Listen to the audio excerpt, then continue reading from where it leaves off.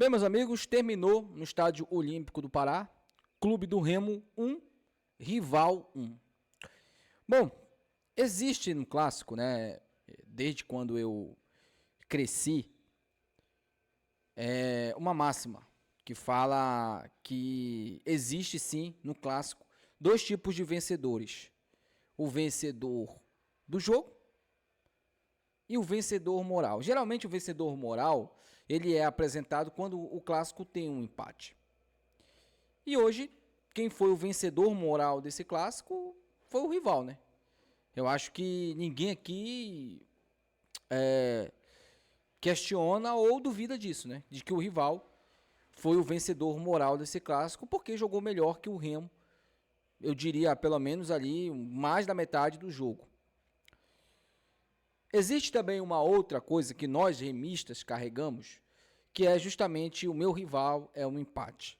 Muitas vezes eu saí do Estádio Olímpico do Pará com um empate, né, e o gosto amargo do empate, e os bicolores saíram com o gosto amargo, né, o gosto doce, na verdade, do empate, comemorando, porque muitas das vezes eles buscavam o resultado, né, às vezes a gente estava perdendo o jogo, aliás, vencendo o jogo, eles iam lá e empatavam. Como o ano passado, por exemplo, naquele gol lá que o atacante deles fez, né? Que a bola desviou e aí teve um empate deles no final. Aquele jogo, a gente saiu com gosto de derrota e eles saíram com gosto de vitória, né? Hoje foi o contrário, por exemplo. A gente buscou um empate, mas mesmo assim, quem ficou com gosto de derrota foi a gente. Foi a gente. Porque a gente entrou nesse clássico, como poucas vezes você vai ver na história desse confronto, com a obrigação de vencer. O Remo, eu não vou ser hipócrita aqui, o Remo tinha obrigação de ganhar do Paysandu. Obrigação. Obrigação de vencer o Paysandu. Principalmente pelo time limitado que o Paysandu tinha, né? E a gente viu isso em campo, porque eles tiveram diversas oportunidades, muitas oportunidades para fazer 1, 2, até mesmo 3 no primeiro tempo. E não fizeram. Por quê? Tem um time ruim, tem um time limitado. Ah, mas pegou pressão da gente. Meu irmão, a gente pegou também pressão da Tuna. Da Tuna não, perdão. A gente pegou pressão do Águia. A gente pegou pressão do Bragantino. A gente foi amassado pelo Vitória. E no segundo tempo, por conta desse treinador, do jogo contra o Mirassol, a gente acabou cedendo um empate para o Mirassol e uma vitória que estava na mão. Inclusive, o Mirassol, se eu não me engano, perdeu mais uma vez, tá? O Mirassol perdeu pelo Campeonato Paulista. Está com muito risco de não se classificar. O jogo hoje, ele tinha contornos de uma derrota. Eu tenho certeza absoluta de que se o jogador do rival não tivesse sido expulso, e isso aqui é independente ou não, ele merecia ser expulso, pulou imprudente. É um menino novo ainda, estava até fazendo uma boa partida, inclusive para eles. Mas ele pulou ali de maneira imprudente na bola, né, deu um carrinho de frente ali, se pega em cheio, tinha quebrado a perna do Pavani pela intensidade. Né, o árbitro expulsou ele na hora. No final do jogo a gente teve também um jogador expulso, o Hernandes. Foi expulso, mas já era final de jogo, o jogo estava praticamente decidido pelo empate. E eu posso afirmar aqui com tranquilidade para vocês, se o jogador do rival não tivesse sido expulso, eu acho que a gente não teria empatado esse jogo. Eu acho que a gente não teria empatado esse jogo. A gente teria perdido esse jogo. O nosso treinador levou para esse jogo 7 zagueiros. Eu sabia que ele ia improvisar e em algum determinado momento do jogo ele ia botar zagueiro improvisado. Eu sabia. Eu acho que você aí de casa também já tinha uma noção de que ele faria isso. Ele me tira o Remo com um a mais, precisando ganhar o jogo, ele me tira o atacante para colocar um zagueiro. E no final do jogo, ele fala que gostou da marcação do time do Remo. Eu acho que a apresentação de hoje, as últimas escolhas dele, né? Esquece o resultado contra o Águia, tá? O resultado contra o Águia foi acidental. O normal do trabalho do Osório é o que foi visto hoje. O que foi visto hoje é o normal do trabalho do Osório. Uma hora ou outra vai dar certo, uma hora ou outra ele vai conseguir alguma vitória ali, mas a tendência é perder e empatar boa parte dos jogos. E se isso acontecer no Brasileirão Série A, a gente será rebaixado. A matemática é simples. Bom, antes da gente falar aqui sobre as notas e análises e um pouco mais sobre o Osório, só lembrando vocês que estamos aí com a rifa, tá? Apesar do Remo hoje ter feito um jogo muito ruim, mas a gente vai continuar aqui com a rifa com vocês, tá? Entre em contato com a gente no primeiro comentário fixado que eu vou deixar aqui nesse vídeo para você comprar o bilhete para a rifa. É apenas R$25 você concorre a 2 camisas dessa daqui, tá? Corre que tá acabando. Só o primeiro comentário fixado.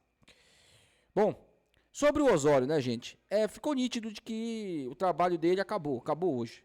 Acabou hoje. Quando ele botou aqueles 2 zagueiros, a torcida perdeu a paciência, chamou ele de burro e tudo mais, né? Todos os adjetivos que você pode imaginar, negativos que você pode utilizar para xingar alguém, o torcedor utilizou lá no jogo. Foi merecido.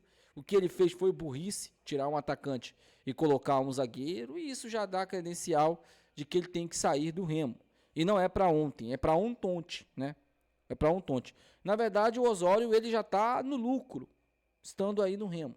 A verdade é essa, o Osório não deveria estar mais no clube do Remo desde o jogo contra o Mirassol. Para mim ali foi a gota d'água. Para mim foi as mexidas dele. E tem gente que fala o seguinte: o Osório é inteligente e tal. Qual foi a coisa que esse cara fez de inteligente desde quando ele pisou em Belém? Me diz. Dentro de campo. Eu tô falando dentro de campo. Para mim, ele é um técnico limitadíssimo. E que acaba escondendo suas limitações com as invenções dele. Não tem nada de inteligente nesse cara. Inteligente é o Guardiola, o Tele Santana, é o Klopp.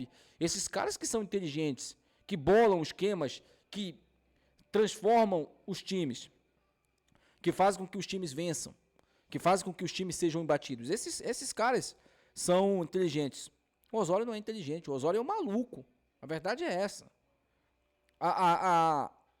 O grande nome para o Osório, o grande adjetivo que a gente pode utilizar para o Osório é que ele é maluco.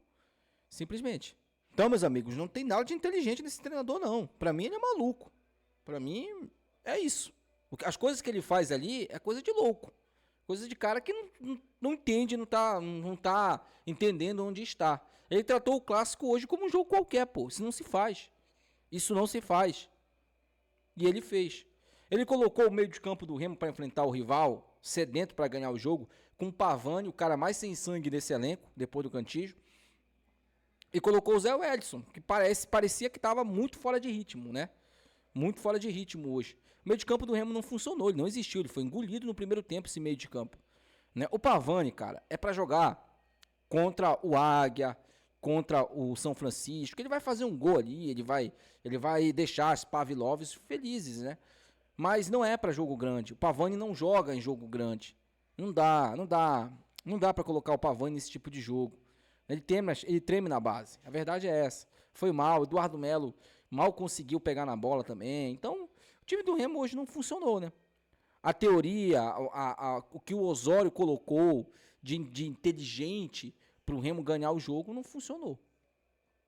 E é um resultado que para mim é frustrante, como torcedor, eu esperava que o Remo fosse vencer hoje, mas é um resultado que mostra para a gente, ou pelo menos para essa diretoria aí, que esse treinador não tem condições, ele tem que ser mandado embora hoje. Hoje, amanhã, chegar o novo, liga para o Guto, chama de volta, reconhece que o trabalho tem que ser dado continuidade com ele, e se ele não der certo, traz um treinador local, traz um treinador que conhece zona de rebaixamento, que conhece como lidar com o clube. Porque se ficar inventando com esse tipo de treinador aí, o próximo que vier vai devastar tanto quanto esse devastou. O Guto vai chegar e vai pegar um trabalho praticamente do zero. Ele não tem nada para trabalhar aí. Nada. Não tem esquema tático, não tem um time definido, não tem nada. Então, eu acho que o Guto ele vai ter muito trabalho pela frente. Então, meus amigos, a solução é demitir esse treinador o mais depressa possível. Bom, vamos lá para as notas e análises, né? O time do Remo que entrou como titular. Rangel, que fez umas 3 defesas difíceis ali, que garantiram, inclusive, o resultado, que impediram que o Remo fosse derrotado hoje.